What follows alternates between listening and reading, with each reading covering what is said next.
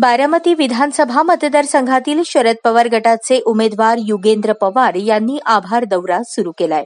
बारामती विधानसभा निवडणुकीत युगेंद्र पवार यांचा मोठा मताधिक्याने पराभव झाल्यानंतर आता युगेंद्र पवारांनी गावोगावी जात मतदारांचे आभार मानायला सुरुवात केली आहे। काटेवाडी गावातून या आभार दौऱ्याला त्यांनी सुरुवात केली।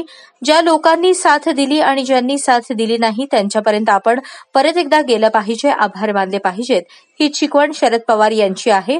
त्यासाठी हा आभार दौरा करत असल्याचं युगेंद्र पवार यांनी म्हटलंय। आता खरं तर आम्ही दरवेळेला करतो, लोकसभेला पण आपण ते केलेलं, आणि ज्या लोकांनी आम्हाला साथ दिली आणि ज्या लोकांनी साथ दिली नाही त्यांच्यापर्यंत आपण परत एकदा गेलं पाहिजे, त्यांचे आभार आपण मानले पाहिजेत, हीच शिकवण आम्हाला पवार साहेबांची आहे। आणि त्याच्यामुळं हा आभार दौरा आपण आता काढलाय। नाही, खरं तर अख्ख्या महाराष्ट्रामध्ये एक संशयाचं एक वातावरण आहे, संभ्रमाचं वातावरण आहे। फक्त बारामतीतच नाही, जर फक्त इथं असतं तर मग वेगळी गोष्ट आहे, पण अख्ख्या राज्यात जे मोठे मोठे दिग्गज आहेत, कधी न हरणारे नेते, ते तिथं हरलेत। त्यांच्या पारंपरिक मतदारसंघामध्ये एवढं काम करून पण ते तिथं निवडून आले नाहीत।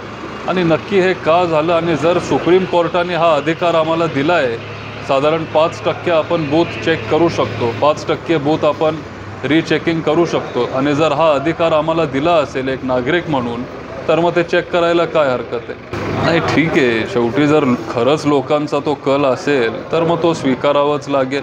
पण नक्की ते का झालं, कशामुळं झालं, कुणामुळं झालं, ह्याचा पण अभ्यास आपण सगळ्यांनी केला पाहिजे। आता आगामी काळात आता विधानसभा परत 5 वर्षानंतर एवढं बहुमत त्यांना मिळालं आहे।